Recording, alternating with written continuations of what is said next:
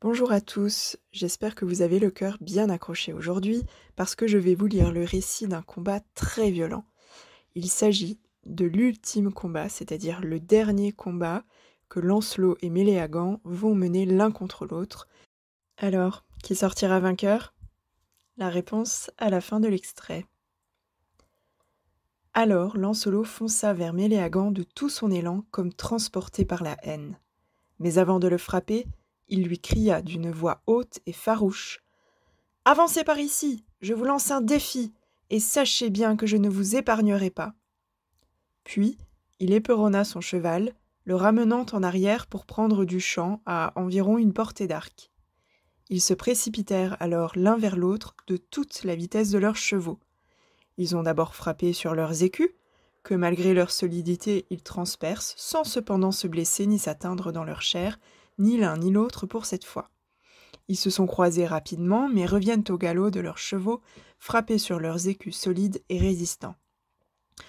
Ils ont encore montré leur force en chevaliers courageux et vaillants, portés par des chevaux robustes et rapides.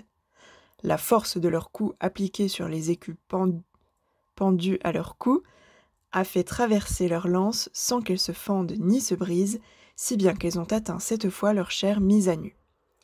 Chacun a poussé de toutes ses forces, jetant l'autre à terre sans qu'ait pu résister poitrail, sangle, ni étrier, pour les empêcher de vider leur selle et de tomber sur la terre nue.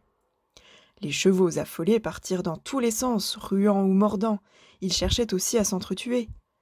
Après leur chute, les chevaliers se relevèrent le plus vite possible, tirant leurs épées où était gravée leur devise. Tenant l'écu à hauteur du visage pour se protéger, ils cherchèrent désormais une ouverture pour faire mal avec leur épée d'acier tranchant. Lancelot n'avait pas peur, car il était 2 fois plus habile que Méléagant au maniement de l'épée, l'ayant appris dès son enfance. Ils se donnent tous les deux de grands coups sur leurs écus et sur leurs aumes lamés d'or, si bien qu'ils les ont fendus et bosselés. Mais Lancelot presse son adversaire de plus en plus, et voilà qu'il lui assène puissamment un grand coup sur le bras droit que l'écu a laissé à découvert, et malgré le fer qui le protège, il le tranche net. Se sentant mutilé, Méléagant dit qu'il lui vendra cher sa main droite.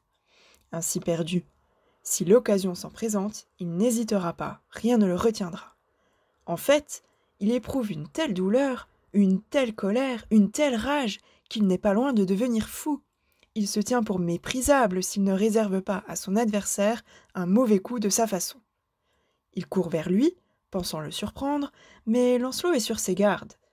Du tranchant de son épée, il lui a fait une telle brèche et entaille que l'autre ne s'en remettra pas avant que ne passe avril et mai, car le coup qu'il lui donne sur le nasal le lui fait rentrer dans les dents, dont 3 se brisent dans sa bouche.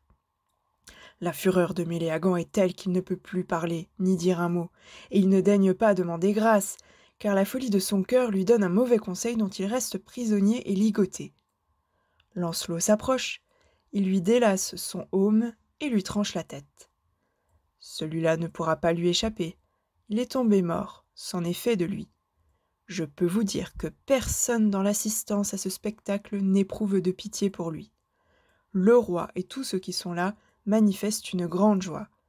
Alors, Lancelot est désarmé par les plus enthousiastes, et il est promené en triomphe.